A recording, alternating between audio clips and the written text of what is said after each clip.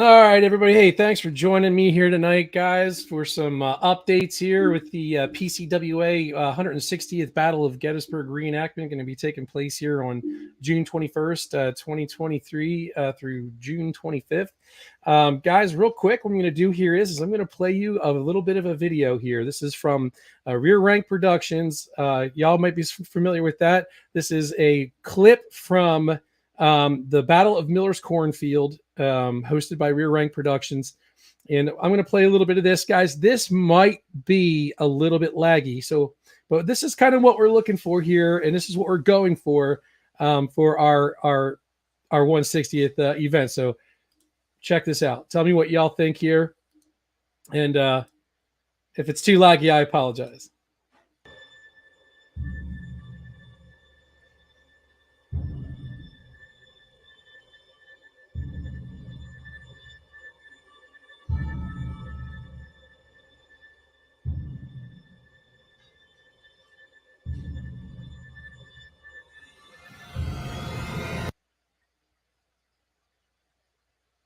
And it's going to do some stuff.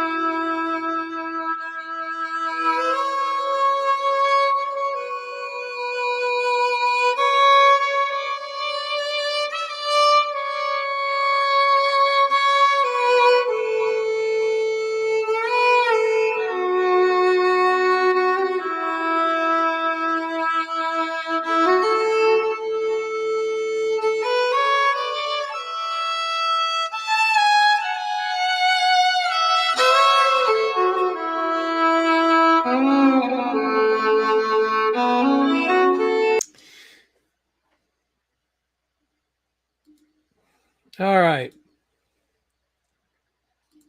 So, guys, that's to give you. This is going to go crazy here for a second. It'll catch up.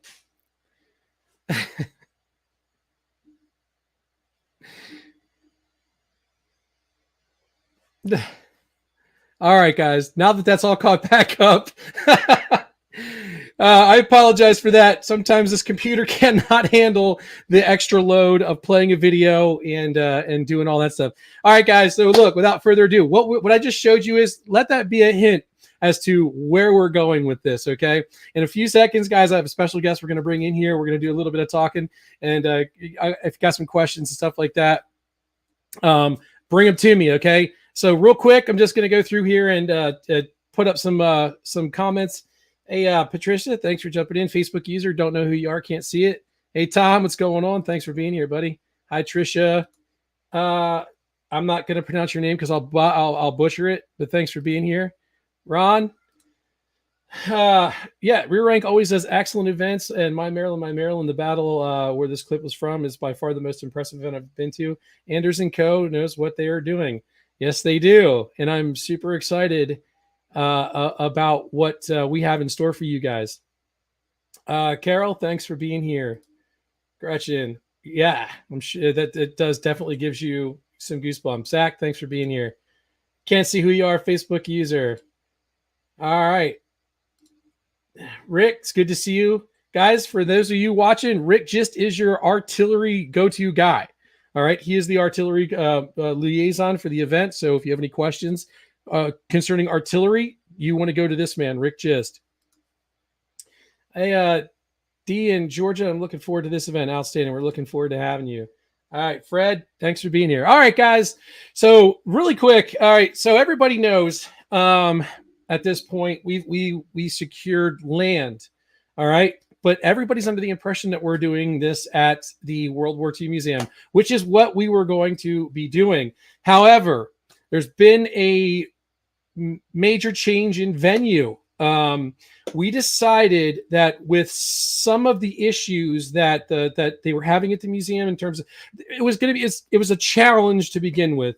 It's a lot of land, it's beautiful property, and I know a lot of you guys have seen the video, but some of what they're concerned about is security. It is a World War II museum. They've got multiple millions of dollars of World War II equipment out there, and security is an issue.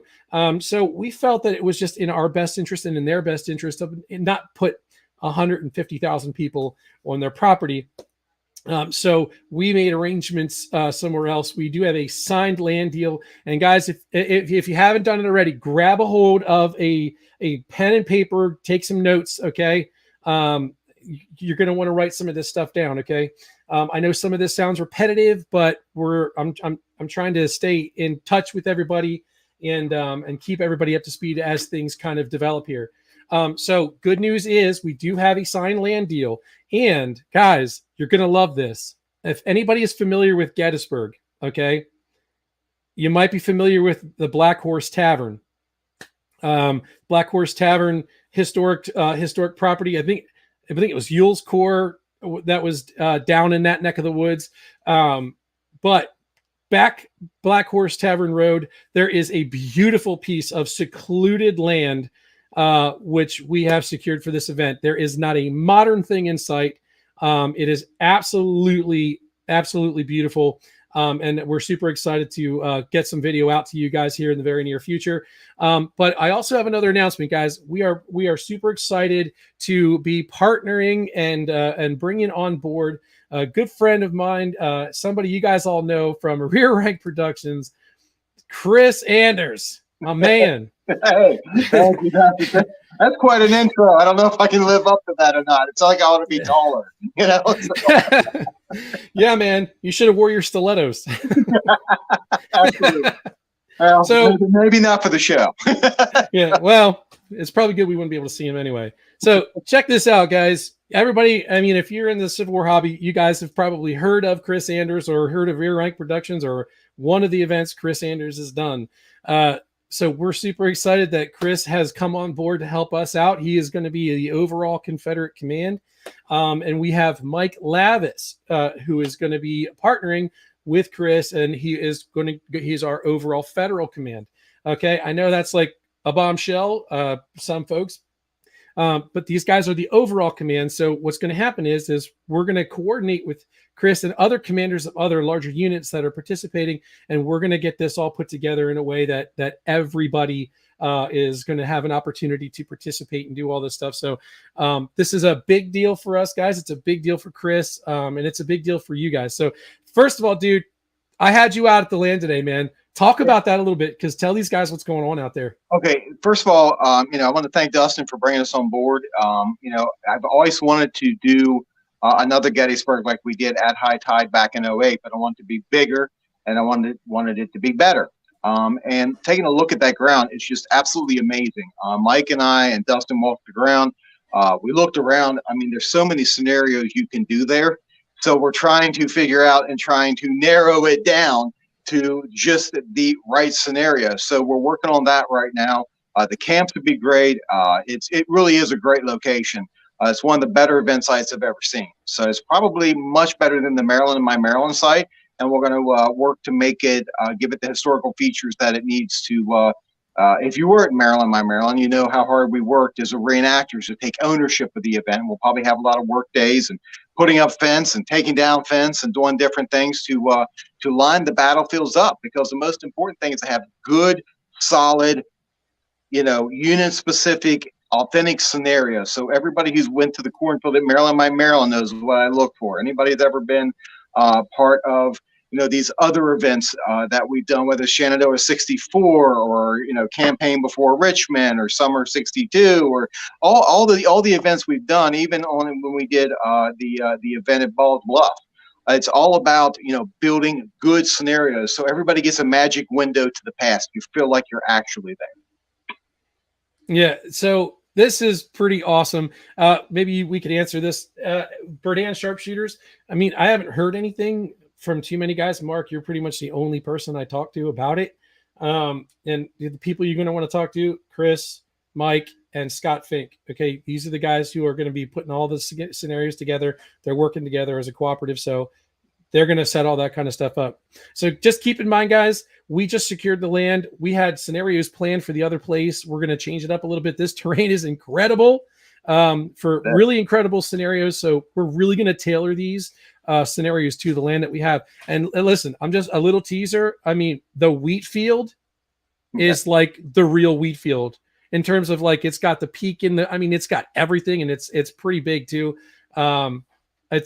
You're gonna the wheat field looks amazing, and like I said, there's so many things we can do there, whether it's the first day's action or even the grand assault. I mean, we can. There's so much we can do, but the wheat field really stands out as when you look at the original wheat field and go over and look at the event wheat field, which we've done. It's amazing how alike it is, and I think that will be truly an amazing experience for everybody. Yeah. So I'm not sure who you are, Facebook user. I can't see your name here, unfortunately, on this platform. So hearing a concern for security, how can this new site be more secure for reenactors? So we are going to bring in an outside security firm. Your guys' safety is of utmost importance. We have not forgotten what has happened at events like Cedar Creek in the past. So your safety is our utmost concern. Plus, getting through the whole event without having some stupid scare of something. We're going to work very hard and diligently to make sure that this is a completely 100% secure event. Not only that, guys, we're working on all the comforts. So there's going to be a ton of firewood. There's going to be plenty of water. I mean, we're strategizing about like little details in terms of like putting ice in the water and we have a lot of things in line just to make sure that you guys are well taken care of. So that is first and foremost what we want to do, because look, here's the reality. Without reenactors, we don't have an event. So without you guys, we've got nothing. Right. That's what my philosophy is. I've always built the event around the participants. And that's the way, moving forward, we're building it around you guys. We're building it to make a really solid event. So that's our hope, because if you show the reenactors a good historic time, the public gets a good view as well. Absolutely. So the railroad cut, we don't have a great, okay. There's a spot that's actually it's not really the railroad cut. It's not the railroad cut. I mean, we don't want to fake it. This isn't one of those fake it till you make it events. We actually want you to have an immersive experience. And guys, when you see this place, I mean, it's just going to blow your mind. It's going to blow your mind. So write this down, guys. The address is 1289 Black Horse Tavern Road in Gettysburg. Okay. Now, that being said, don't just randomly go out to their property. Remember, it is private property. Okay. If you want to go see the property, you can come with me. I'll take you out there. I'll set it up with the landowners. This is a cooperative of 5 different landowners. So understand that how difficult it is to convince one person to allow you to use their property. We had to go through 5 of them. And they each have their own different and unique concerns, and all of which we addressed adequately. And they've agreed to this. So we're going to be very, very, very respectful of the property. That being said, during the event, you're going to be very, very respectful about policing up your trash and keeping a very neat and tidy area, because we do not want to burn the bridge No, this when is you guys see this. it's such a beautiful site. We're going to ask all the reenactors to help take ownership of the event, and please take care of the site because we want to come back and do it again some point in the future. So, we can't burn property owners. So, and that will be a nonstop communication from at least Confederate headquarters. Imagine federal headquarters as well. Is please take care of the property. I see something popping up about McPherson's Ridge. We've already addressed that a little bit, but it looks like I don't want to leave too many cats out of the bag, but we do have a really nice Willoughby Run, and we do have a nice Furs Ridge and a nice McPherson's Ridge. So I have a feeling something like that will get worked in. Don't worry.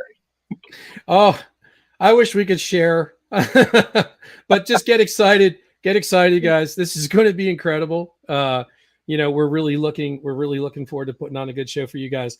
Yeah, Shane, sometime you get your butt up here from Georgia, we can go out there. There's not okay.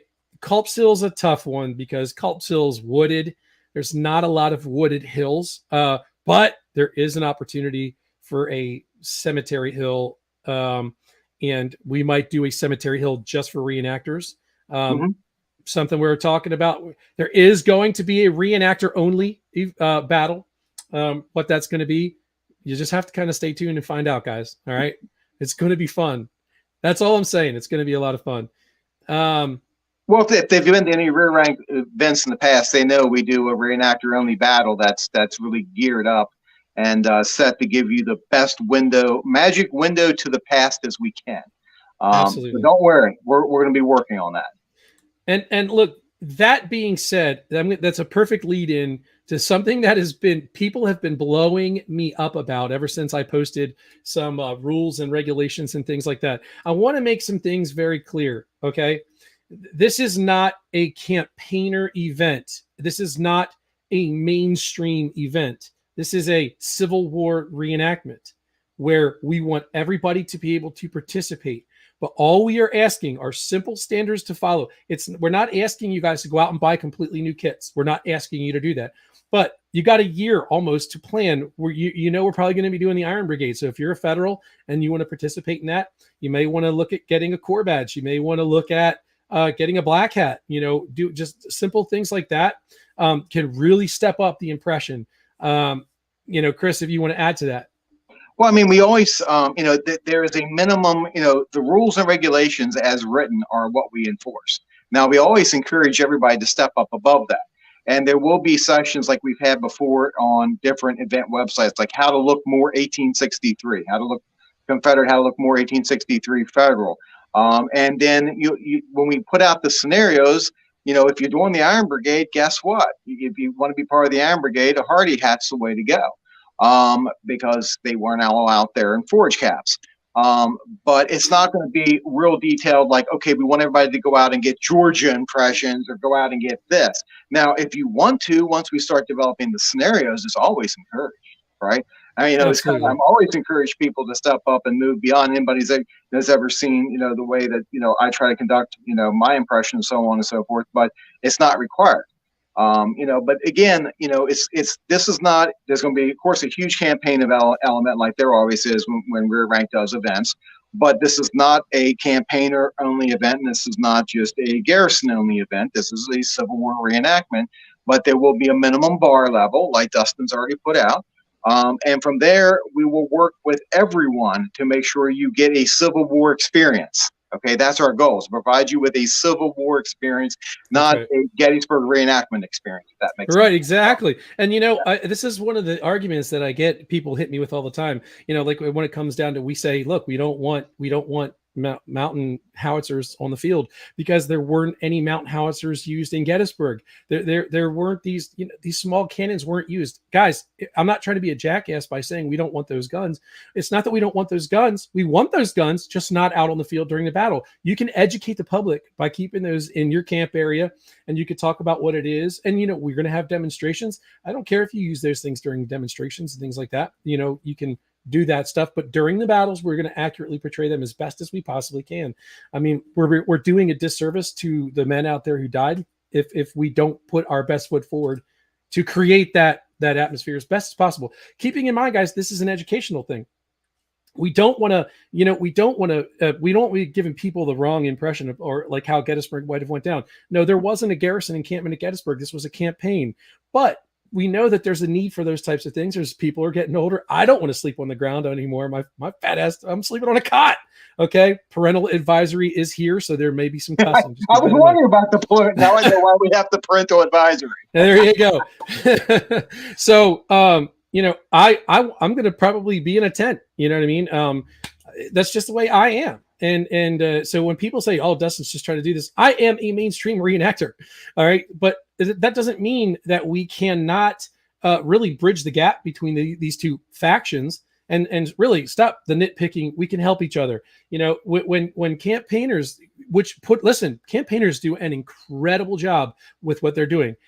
Hats off. But that doesn't mean that mainstream people are doing just a terrible, shitty job. It just means that you're at a different spot in the hobby where there's opportunity, and there's even opportunity for campaigners to improve. There's room for everybody to improve. Well, everybody has to improve. I mean, we're always learning new stuff and things like that. But see, the way I always look at it, there's two impressions. There's your impression of what you wear and the impression of what you do, right? And the whole goal is to put together great scenarios so it doesn't matter where you're typically a garrison camper or a campaign camper. We want you to act the way they did on the field. Lean forward like you're going into a driving rainstorm when you're attacking. When it's time to break and run, you break and run. Okay. It's not like we turn around and walk off the field slowly. Okay. You're running for your life. It does a disservice to them. So I'm more worried about the actions on the field than going up and staring at someone's buttonholes. Absolutely. Yes. That's the best way. That is the best way that has been put so far. And that's beautiful because I don't care about the stitch count of your freaking uniform. Okay. I want you to look good. When you're out there, guys, we are reenactors. We're reenactors. We're acting. Go out there and act. Don't be afraid to do that. You don't want to be overacting and be completely, dramatic and just don't do that. Scarlett O'Hara time, but but it's just there's an opportunity for you to really get into what you're doing out there, really, because look, the event is make or break by what you people do on the field. But Dustin and I can build the stage, but you guys are the actors on the stage. Okay, and we'll do our best to provide you with the best stage that we can. But when it comes down to it, it's the actions that you do while there that makes or breaks the event. Absolutely. So let's go to a couple of quick questions here really fast. When will this event be happening? All right, that's June 21st, 2023 through June 25th, 2023. Devil's Den. There is no opportunity to do a Devil's Den. Unfortunately, there is a kind of like a valley. We could probably do a Valley of Death thing. We probably could. That's limiting because of what happened there. I mean, so I don't think it's climactic enough. I don't know. I don't think the ground's good works for that. Whenever you have, I see the first Minnesota question. We'll work on something with that definitely. But I mean, yes. But the idea is when you have a piece of ground, if it's a flat piece of ground, you can't go. This is little round top. Okay. Right. Well, what you have to do is look at the ground you have and say, historically, this is the best scenarios we can do on this ground. Like we just don't have a little round top, but we've got a great wheat field. We got a great Willoughby run, and we've got a pretty daggone good, probably the best I've seen angle. So if that gives you kind of an idea, Yeah. Yes. You go to East Cemetery Hill, but I don't want to keep talking about, until we get things firmed up. But, you have to look at the ground you have and say, what is realistic here? And so that's what we have. Billy, we just answered your question. I think there's really not a good opportunity to do a little round top. There is a knobby hill there, but it's just not enough for us to do that. It would look like we're forcing it, and it just would feel chintzy, and I don't think we should go that route. A chance to see the property during Remembrance Day weekend. Yes. So what I'm going to do is I will set it up that we can shuttle out there. Well, we don't have to shuttle. There's plenty of places to park. Believe me, we have 118 acres of parking alone. Yeah. And the parking is all behind trees. So you guys really won't see vehicles. I mean, maybe on the upper side of the field, if the guys camping on top of the hill. But I mean, really, you're not going to see much. And there is nothing in sight, guys, nothing in sight anywhere with the exception of the farm that we're on. there's no modern anything, no power lines. And again, that was something that we were contending with at the museum. Massive power lines right through the middle of the property in two separate directions. And then their house being smack dab in the middle of the property just didn't seem, it just wasn't really conducive for us to be able to put together scenarios that we would have to fight around their property. It just, I didn't want them to have the hassle. And for us, and it just seemed better for us to move away from that. Just so for the record, there's no hard feelings between my organization and the museum. They are great people. We love them to death. They're doing great things out there. Go support that. Go support the World War II American Experience Museum out the Mumminsburg Road. It's 845 Crooked Creek Road. Go out there and check that out, guys. They have an incredible array of World War II vehicles. It'll blow your mind. Go check that out. So yes, to answer your question, Fred, we will after the Remembrance Day parade, we'll probably all get together and head out to the property. Anybody who wants to come along. Right. We're also talking about doing a site visit in January when all the leaves are off the trees and everybody can see the property better. Because I always found you can see the property better when the leaves are off the trees, all the grass or weed or whatever's down, you can see. So we're looking sometime in January, and we'll put that out as well. We'll probably spend the weekend on the property giving tours to commanders and stuff like that. Yep, absolutely. We could and we can literally camp if you want to camp right on the property. These landowners are great guys. They're so willing and able to. They just want to work with us and they want to get this done. So we have a lot of freedom. But again, that's not to be taken advantage of. So right. To answer your question, who will have Union Command? Overall Union Command is going to be Mike Lavis, and a very experienced guy. Very enthusiastic to say the least. Great guy. I mean, we had a great conversation today and just great time touring the battlefield. Hey, Tim, it's good to see you, brother. And I've worked with Mike at every event from Maryland, My Maryland to you name it. Pretty much every event I've done, Mike's been my quote unquote dancing partners.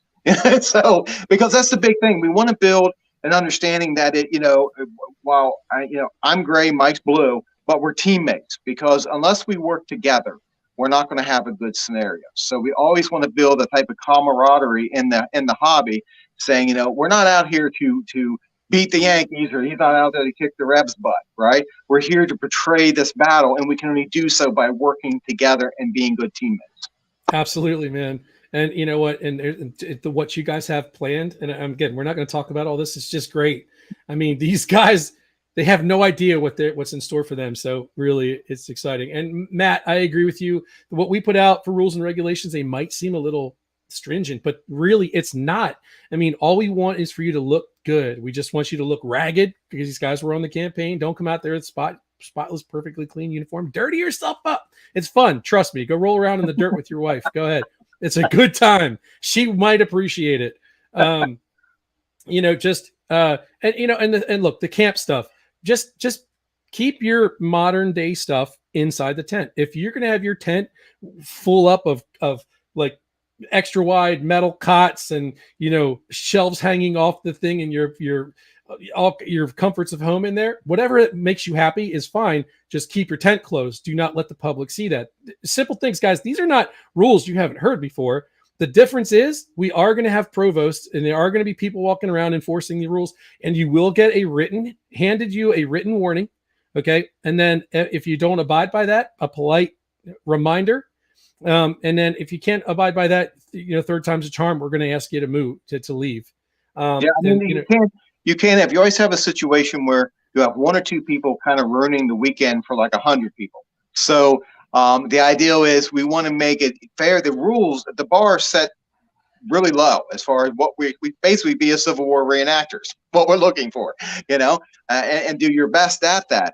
We're not going to allow like one or two people to ruin it for hundreds. Absolutely. I mean, I had a guy literally chastise me because I said that I didn't want to have, prairie guns on the field. And they're like, you're basically telling me to keep half of my people at home. No, that's not what I'm doing, man. That is not my intention at all. We are just accurately trying to portray the battle. We have uses for those kinds of guns where you can educate the public. There is an education area that's going to be set up. It's a perfect opportunity. And guys, I want to do a night fire with all the cannons we have, just to light up the freaking night, just for the reenactors, just have some fun, things like that. There's opportunities for you to have a good time with this and enjoy it and bring your guns. But don't rip me apart because I want to accurately portray the Battle of Gettysburg. You're a reenactor and you should want to do that. That's why we do this. We're not just adults out here playing cowboys and Indians and, bang, bang, bang. What is this? No, guys, we're portraying history. We are portraying men who literally gave it all and they bled on the fields that we have to do our duty and bring honor and remembrance to these guys. That's on us. That's on us to do that. So that's all we're saying. We're not trying to be like Stitch Nazis. I'm not that person. Okay. We're not that. I'm not that guy. All right. I am a mainstream reenactor. So just try to think about that. Okay. Halt O'Hara time. Okay. I wish I could see who your name was there. I can't see that. I like that method of thinking. Who knows where we're coming at with these? I gotta go. See ya. Okay, sounds awesome so far. All right. Do any of you have any questions? Good. I'm glad somebody else thinks Mike's an awesome guy. That's a good thing. Hard to beat the duo of Chris and Mike. Yeah, we're super excited to have these guys on board. And you know what, guys? We're bringing these guys. We bring with them so much knowledge. Yeah, this is my first. Major event. I have planned, just so y'all know, some of you on here may even already know this. I have planned other Civil War events. This is not my first rodeo. I am an event coordinator. This is one of the things I do as a side job. I've done small events, World War II things, Vietnam, things like that. So, just so you know, I do have experience doing this. We're not just walking into this like, oh, we're going to just have a Civil War reenactment. Yay. No, that's not what we're doing. And keep in mind, too, another thing that was brought up to me was, oh, Dustin's just doing this for the money. If that was the case, I'd be charging you the way maybe Cedar Creek charged you or even GAC charged in the past. We're offering early registration at $15. That runs for 4 months. Like, that's great. 4 months of you can get in it for $15. And then it goes up to $20. I was told to go to 25. I'm staying at 20. Okay. I'm not going to tell you who said that to go to 25. I had, but it's $20 for, you get 4 months of $20. And then the late registration fee is literally like 2 weeks where you have to pay 30. And then there's a walk-on fee of $35. Guys, I think your regular registration fee at Cedar Creek is like $35. So it's not about the money. We do have a lot of expenses and things to pay for. So we can't just say, oh, it's for free. You can come for nothing. Hey, but if this thing nets enough money, maybe in the future we can do that, because I would love to be able to get you guys in here for nothing, because you guys are the show. So keep in mind, this is my goal. Well, but the thing is, the reason you have a sliding, sometimes I get asked, why do you have a sliding registration fee? Like it starts off at the 15, then it goes to 20, then it goes to the 30, then 35, because it's harder to plan an event if everybody registers the last 2 months of the event, right? That's just horrible. So the idea is as many that can register for $15. If everybody registers for $15, great. So we have an idea of how many Porter Johns to have, so you don't have a monstrosity in the Plastic Pleasure Palace. I mean, the idea is to have, so we can properly plan the water, the firewood, the Porter Johns, and by the way, write the scenarios. That's very important, because you either have to grow or shrink your scenario. You have an idea of what you want to do, but the more people register, the more units you can accurately feed in. Or if they don't register, you have to take units out. So that's why you have a sliding registration fee, to encourage everybody to sign up as soon as possible. Save yourself some money, and save us some heartburn, and sign up early. So. Absolutely. So, okay, one of the other things, guys, we are building regiments out. We're building 200-man regiments. So the earlier you get in your registration, the better we're going to build these out. And we're doing that, guys, because we don't want 16 flags with 6 guys underneath each one, and 2 of them are sergeants, and one's a lieutenant and a captain, and the other 2 are privates. It's just, we're not doing that. We're building this out to look as authentic as we possibly can. And don't be paranoid. You can still camp with your people wherever you guys all want to camp, as your groups in the company streets set up to military regulation. Okay. But at the end of the day, where you fall in and fight is where it's good. You're going to be where we basically tell you you're going to go, because we're building out these regiments. And the hope is that units will consolidate together and build, like, whether it's a national regiment or whether it's a Southern Division, But the ideal is you don't want to have these little demi battalions running around, looking like, with 3 flags. That's just not historically accurate. You don't get the feel of being in a regiment till you reach these numbers. So the goal is, to have these larger regiments, and everybody can consolidate together. And like I've seen the Mifflin Guard, the National Regiment, and USB sometimes play all together, and you can form a couple regiments and have a brigade. But we want to keep it within your organizations. But we're going to try to do everything we can to get you where you want to be, while at the same time not having micro battalions. Yeah, exactly. I'm going to jump ahead because I love seeing this. This makes me feel good. I wish Facebook user, if you're still on here and you're the one who said Maytown was awesome, can you please tell me who you are? Because I can't see your face or name. I want to know who you are, and I'd love to hear some feedback, and I tell you, there's people that still email me about that occasionally, and like, Dustin, you've got to do Maytown again. That was a really great event. I'm glad you were there, and I'm glad you had a good time because I worked really hard on that one. But yes, I'm going to put this one up again because this is really important. The ultimate goal has always been to educate the public correctly. The key operative in that whole sentence is correctly. That is it. We just want to do these guys justice. Okay. Billy, we actually spoke about this a little bit today on the field. Having a school or camp day at the event. That's a great idea because it's educational. We want to get kids out there. So we are probably going to work on something like that. Also, we do have, before I forget, we do have a new civilian coordinator, Chris. Yes, that would be my wife, Laura. She has agreed to be a civilian coordinator. So we're going to work with a lot of different civilians, a lot of different groups. There will be 2, of course, you have the civilians that camp within Garrison Camp, and then we'll have the civilian-only camp. And we'll work on some activities and different stuff we can do there. We have some ideas of how we can interact first-person-wise with the troops. So to give both the civilians and the military better experience, but we're going to have to flesh that out. Yeah. There's a lot to work on when it comes down to it. Again, we're in the very early stages, guys. We've got 11 months. Now, granted, 11 months, it's going to go like that. This is going to be here and gone before we know it. But that being said, please know that we are working on this thing constantly. If I'm not working at my other 2 jobs, I'm doing this constantly. I mean, so we are working very diligently. Things are falling into place beautifully. I think you guys are going to be really pleased. All right. So for my first reenactment, I want to try and be as accurate as possible. I don't want to look inaccurate with my uniform. Okay, Zach, for this being your first time, that's great, dude. A great opportunity for you to come out and learn. Okay. What you need to do is all right, don't listen to 20,000 different, opinions flying at you. Okay. What you need to do is decide what it is you want to do and what you want to portray. Do some research. All right. Start looking into it. And talk to people, hear what they have to say, but don't base like your whole kit on this guy saying, well, this guy looks stupid. Don't do that. Just don't buy into some of the rhetoric that you can run into. Am I doing this right, Chris? Right. And honestly, when I started in the hobby, I was lucky. I joined a unit before I bought a uniform. At the time, I joined the 14th Tennessee that George Hefner ran back in 1986. Yes, I'm old. And they took me around and said, okay, buy this, not that. So we always say, set up. I just saw that question pop up, but join a unit first. Go out, take a look at some units on living history, decide what you want to do. Worst case scenario, drop me an email, tell me what you want to do, and I'm glad to help you out. I'm glad to to help anybody out, and my contact information will be up, I guess, on the page, Dustin, so people can chase me down. And I'm glad to help people as best I humbly can.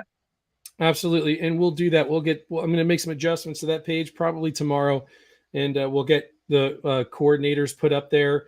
I'm going to get them put up in a pinned post so everybody knows who to contact. And we'll do that. So I did see the General Custer thing. That was good. And absolutely that was fun. Yeah, that's not going to happen. Not General Custer class band. No. But we don't listen. Cav was concerned that we aren't going to have enough plan for them. We are talking about doing Buford's stand, and again probably getting supported by Reynolds First Corps and all that. So you'll be able to do the dismount and stuff there. Now, granted, that doesn't really involve Confederate. If you can galvanize, we encourage you to do that. But there's going to be other things, like there's going to be a school of like the Cav Soldier, saber training, things like that for demonstrations. But there is going to be a Cav battle. Do you want to tell a little bit what we talked about? Yeah, we're looking at the East Calvary field action as the mounted only action, or dismounted as the scenario requires, and also perhaps looking at Farnsworth, his attack as well. So there's a lot of different things we can do, but definitely going to do East Calvary field. So there you have it. Okay, so that's in play, and just keep in mind we are trying to think about ways to include everybody and do it as accurately and make it look as good as possible. What about people who will and help? I'm going to work to put together a CS staff group. I just see that question popping up. It would be for the Confederate commanders, not for everybody, but for commanders, because we don't want 1 million people on the page. But that way, each unit commander can talk. So there will be a Confederate group, there will be a federal group, and I will probably have a command staff group as well. So there you go. So keep your eyes open for all that stuff, guys. Tons of upfront costs. If you haven't seen the behind the scenes, you don't know what it really takes. Well, this is not my first rodeo, believe you me. And the nice, yeah. So we do have 3 separate donors already who have pledged $10,000 each, and we have a large sponsor in the works who may put in a very healthy chunk of money. So we're not going to get too detailed about all that yet. Counting, I don't want to put the cart before the horse. So, but it also helps to register early. I mean, I've ran many events, and I've run up quite a few credit cards running events, hoping the registration gets there. So if you guys can, definitely register early, right out of the box, that would help us a lot.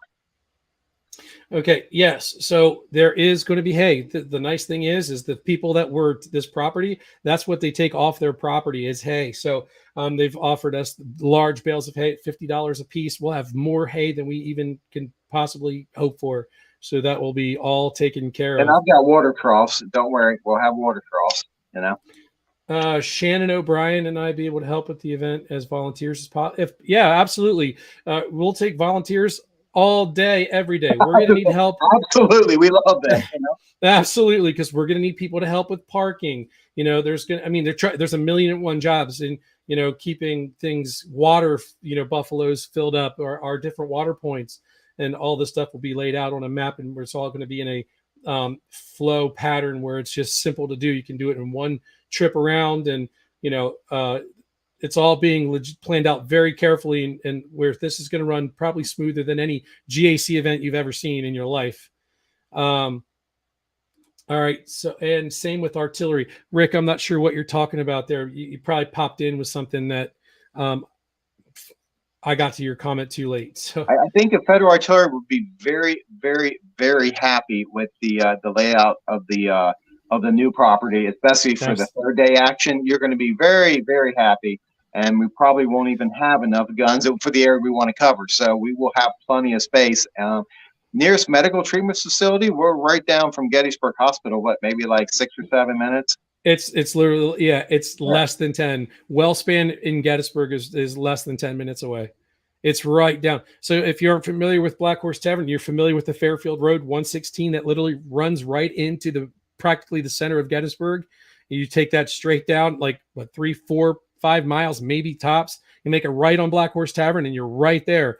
But what the beautiful thing is it's so close to Gettysburg, yet you feel like you're stepping back in time. One of the houses that's directly across the street from the property is the Jacob Lott House, which was a field hospital during the battle. So I mean, it's like this is incredible, guys. Trust me when I tell you, you're going to be very pleased. Whether it be historical characters, for example, generals. Okay. In living history, I'm okay with stuff happening in living history. Maybe a general has a talk, but if you want a general wants to come and do talks. But should we have a Sherman who wasn't at Gettysburg? I don't feel like we should have Sherman at Gettysburg. No. I mean, could we get away with somebody like, Meade? Sure. I mean, could we get away with somebody like, whoever, but, we don't want Burnside there. I mean, So I just feel like if they were at Gettysburg and they could be there and give talks, I'm okay with Oh, that. I you mean, what's know, your take on this? we've had people at different rear rank events portray historical generals, right? But they were people that were dead ringers and they had a role to play in the scenario. So we'll have to, you know, focus on that. But you know, the big thing is, and I think the next question kind of answered that, is that everybody wants to be a chief and not an Indian. Think about the 58,000 casualties at Gettysburg, or 59 or whatever the number is. You know, they were somebody's son, they were somebody's husband. You know, we want to portray them accurately as we can, which is why we're shooting for the larger numbers in each regiment. And so the ideal is to have as accurate a possible, depiction of what we're trying to do. That does not mean we have a battalion of Boots chasing around a battalion of Lincolns. We're not going to have that. I've seen that at events. I think about died. So um, we're not going to have that. I mean, if somebody wants to do a good impression of Lincoln, that's up to Dustin. It's his call, completely in the living history area. That's up to him. As far as Confederates on the field, if we can find somebody who looks like a historical and they're going to play the role right, that will add to the scenario, yes. But Buford's, and I will answer, Buford's will play a big role. Yes, I see that question on the screen there. It will definitely play a big role.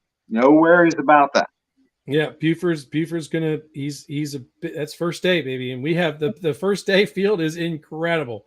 Well, I Yeah. mean, you guys are gonna be thrilled, trust me. All right, so how many scenarios a day are you thinking, Fred? All right, so initially I was thinking of doing three main battles. Like Friday we'll do a battle, and if it lasts an hour, even if it lasts 2 hours, we can do that. But what we're talking about is there being a flow. If there's a lull in the fighting, where there would have been a lull in the fighting in Gettysburg, we're going to try to mimic that as best as possible. You know what I mean? And keep the flow of the battle going. And then there's going to be walking wounded scenarios in between. We're going to, triage, things like that. So we're going to integrating this whole thing to make it as real and as immersive as possible.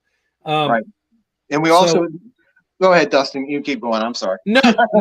But look. You go ahead, please. So what we're looking at is a Friday first day scenario, and then a scenario on Saturday for the public, and then a reenactor only scenario Saturday night, and then of course the Sunday scenario. We realize it's June. It's going to be probably a little bit warm. Okay, so we don't want to run you to death, but at the same time we don't want to bore you.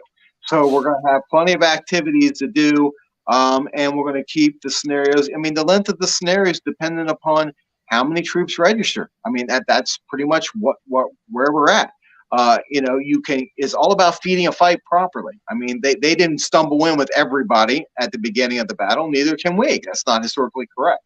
We have to feed the battle. So we're always into feeding battles properly, recycling people in as new units if we need to. But I would love to see enough register that the amount of recycling we have to do is less. Yeah, perfect. All right, pyrotechnics. Yes. Moving on. Lots of education opportunities for young and old. Absolutely. Greg Hale. Okay. There will also be medical personnel on site, paramedics, EMTs, and nurses. Absolutely. Whoever contributed that must be from the inner circle, because that is accurate. I wish I could see your names. And before this all wraps up tonight, we get to see Chris in those stilettos. Maybe a kilt. Maybe a kilt. Are you wearing any underwear under those kilts? Okay, as Gay said about the hay and water trough sign, the equine coordinator. Yeah, so Gay is working with another individual who does not want to put his name out there publicly right now because he's not sure he will be able to come to the event because of stuff that's just going on in his life. And we're going to respect his privacy, but he is actively involved in planning the event. Guy is super knowledgeable, super skilled at doing this, and he's working closely with Gay on that. Federal Artillery Command. We don't have anybody selected for Federal Artillery Command yet, Rick. And as far as I'm concerned, I'm going to kind of leave that. You're the coordinator. What we're going to do is ultimately when we have these meetings and we find out who's registering, when it comes down to it, you're going to probably have the final say in that. You are the artillery coordinator. And not only that, you're super experienced. You've been doing this for a long time. So as far as I'm concerned, I'm trusting you, with that. Gay, I guess that you about Maytown? Okay. If people want to volunteer, who do they contact? Well, they can contact me, Chris. They can contact Scott Fink. You can contact Lee McGinnis. Lee McGinnis is kind of our reenactor liaison. So he's supposed to be the guy who's putting all the stuff out on all the social media sites and trying to get reenactors involved. So Lee McGinnis is also one of the go-tos for that. Absolutely not someone who is not at Gettysburg, certainly. Okay, that was an answer. That was an answer for the generals, I think. Shouldn't have Sherman anywhere. Exactly. Exactly. Are we having civilians partake in battle scenarios? That's another interesting. Were you eavesdropping today, dude? So here's what we were talking about doing. Civilians have not been able to, again, with medical staff, it's kind of the same. They've never really been thrust into the line, to the limelight, and really haven't been able to partake in some of the scenarios. And what we think we're going to try to do is get women and some of the civilians to go out onto the battlefield, as the aftermath, and kind of start, doing triage and things like that. Chris, do you want to talk about that little bit? I picked up a lot of books throughout the years, and I'm going back through all the civilian accounts of what they did during the Battle of Gettysburg. So Laura and I are going to be digging through that. We can't say anything solid for sure, but we do know that there were accounts at night of the civilians going out and trying to help some of the wounded. It's according to where it was, is this still an active, field, or has the battle moved on? So again, to be absolutely blunt, we're looking at all these scenarios. We're looking at all the first-person accounts, and we're going to try to portray that as accurately as possible. Absolutely. Are you still planning on having some of the actors from the Gettysburg movie do presentations? Actually, yes. Brian Mallon has committed. C. Thomas Howell, I spoke to him, and he's interested. It's going to depend on his touring schedule. Patrick Gorman is interested, and a couple of others. So we will have some of the movie actors present at the event. So that's going to be exciting. Plus, a plethora of authors will be on hand doing book talks and things like that throughout the whole weekend. So, and a couple of famous Rangers who are interested. I'm not going to mention Matt Atkinson's name. He might be interested. So things like that. He says, man, being a chief is too much work. I'll be a lowly private. Being a private is so much easier. Dude, it is so much freaking easier anyway. And it's, what, actually, I realized that, after I became an officer, it was actually more fun to just be in line anyway. Yeah, it's worked all weekend otherwise. Yeah. So yeah, we agree with this Facebook user about that. So what about Reynolds? Okay. I am okay having a Reynolds reenactor, because he was there. Reynolds was on the field. As long as he's okay falling off the horse, not breaking his neck. He pulls the right impression and works everything out. And again, within the military command staff, if they can pull it off and it adds to the scenario, absolutely. Exactly. Couldn't have said it better. All right. Is it possible to sleep downtown and come in for yeah, you can do whatever you want. This is, as long as you're registered for the event, okay, you're going to receive a pass. And as long as you get those things, and you can come and go as you please. This isn't a prison. And one thing I want to address, Dustin, and some people have asked that, is that if we talked about Saturday night, if the two sides, if you want to sleep on the field at the end of the Saturday night scenario, whatever that may be, we're not letting the cat out of the bag yet. Yeah, you can sleep on the field. You don't have to. It's not required. But we're not, if you want to stay in first person and you want to stay in the experience, back up, have the forces disengage, historically correct the way that they did. And then you want to stay on the field, stay on the field. Pickets, you got to put pickets out. You know what I mean? Now, granted, I would love to have shooting happening all night long, but there is a 9 o'clock. I think it's 9 o'clock. It might be 10 o'clock noise ordinance. We're going to have to get that if it's clear. If it's 10 o'clock, we're firing cannons at 9:58. I want it to be dark. I want it to be dark, and I want people to see what that looks like firing those things at night. It's amazing. Is Reynolds' division going to be in the Buford scenario? Well, I mean, yeah. All right. So will historical figures have to send pictures of themselves in uniform? Yes. Okay. Yes. If you want to portray Buford, and I have a guy who's interested in doing that, I still want to see him in his uniform. He came highly recommended, but I want to see your Buford impression. I mean, I hopefully, want look to like Buford and not Sam Elliott. yeah, exactly. And this guy actually does look really good. So, but again, I want to see pictures of you in your uniform. I want to see what you look like mounted. All right. What I don't want though, and listen, guys, I'm not trying. I am a fat body. I won't even put a uniform on right now. Okay, that's just me personally. That being said, okay, Buford was a skinny dude. Okay, he was a very small, skinny guy. I don't want a 250-pound dude playing Buford. Yeah. And you shouldn't be 6'4" either. You know what I mean? It's just, I'm just saying you should try to be what Buford was. Is that me being a dick? No, that's just correct. That's just correct. I saw an event where they had what I called a mini Lee. He was about 5 foot tall, portraying Robert E. Lee. We all called him Mini Lee running around. That just didn't look right, you know? So. Yeah, exactly. All right. I'm super excited for this event. Hopefully I'll be all set for after the Rev War events this year. I hope so. Yep. Can I sell Abraham Lincoln bootleg t-shirts out of my tent camp? You do whatever you want. I don't give a shit. Do whatever you want.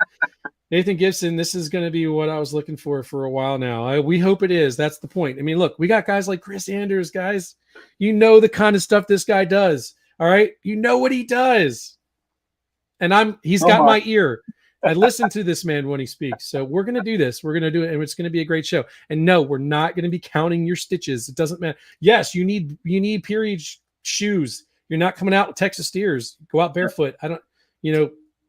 There's going to be troop inspections before the battles. There's going to be formations. There's going to be roll call. Guys, this is an immersion event. Okay. Staff is going to expect, roll. That stuff's going to all have to be sent up. Who's going to be participating in the battle? We also need a sit call. We need all that stuff. We're going to expect all that paperwork. No General Jackson. The event is dead for me. We'll just carry Jackson's arm in the battle with us, Woo! Good one. That was funny. So the location of the event has changed. Yes, it has. All right, guys. It is at 1289 Black Horse Tavern Road. Okay. It is no longer at the World War II Museum. This site is better situated for what we're doing. As somebody asked earlier, how many acres? In total, it's like 150 on one side, 120 on the other. It's a lot. It's a nice big piece of property. And actually, when you're out there, it looks like it's 400 acres. It's huge. Oh, it does. It really looks much bigger than what it is. Yeah. Yeah, it's huge. It's really great. Then on to Rich Citizens. On to Richmond Citizens. Don't worry. Yep. That was an event that I organized, and yes, we're talking about something like that, but let us flesh it out first. Yeah. Okay. Just curious on my question because we would like to fit the profile during that event. Well, Rick, I'll talk to you offline. Okay. Wait. Sorry, girl. Here, are we doing a ball? I'm sure we'll do. I'm sure we'll. Chris looks down and away. There's everyone over there all being camp eating heart attack. There's the campaigner in you. Yes, we'll probably do a ball because people like that. And I thought about doing 2 balls during the time, for spectators to even get involved in that. Yeah. Okay. Irish Brigade for the wheat field. Uh-huh. Mm-hmm. Moving on. Stacy, I'm so hyped for this event. Can't freaking wait. Good. All right, there's Jim. Jim, guys, is the education coordinator. Okay, he's going to be putting together a lot of these programs. A lot of the schedule is going to go through Jim and his daughter Sarah. So he's got a lot of that stuff to answer your questions. All right, 2nd South Carolina String Band. Not sure who we're going to have yet. We have some feelers out. Guys, we took this up to the hour. There's a show coming on after me here on BB3 TV at the Paranormal Brew. So we are going to have to go ahead and wrap things up a little bit here. Chris, thank you so much for coming on, dude. Oh, thank you, Dustin. It's great to be part of the event. Yeah, super, super stoked to have you here, man. You mentioned 150,000 people. Do you have that kind of room? Oh, hell yes. If 150,000 people is not one day, that's spectators like coming from Friday, Saturday, and Sunday. That's not all at one time, but we could handle 50,000 probably at one shot, to be honest with you. I mean, this place is massive and the flow of traffic, well, it's just perfect. I mean, You couldn't get, there's main roads around it. Pull up Google Earth and take a look at 1289 Black Horse Tavern Road. And 1380 is also part of it. 1380 Black Horse Tavern Road is also part of the property. All right, guys. So we do have to go ahead and get off here. Thank you guys so much. If you have any questions, please reach out to me. I do get back to you quickly. If you guys have questions for Chris, I'm sure he'll get back to you as soon as he can. He's a very busy dude. Please, guys, share this video out. Get it out there far and wide if you can, please. Get this into your groups. If you have any other questions, please feel free to hit me up and stay tuned as things develop, and we'll bring it here to you guys live, okay? Thank you guys so much. We'll see you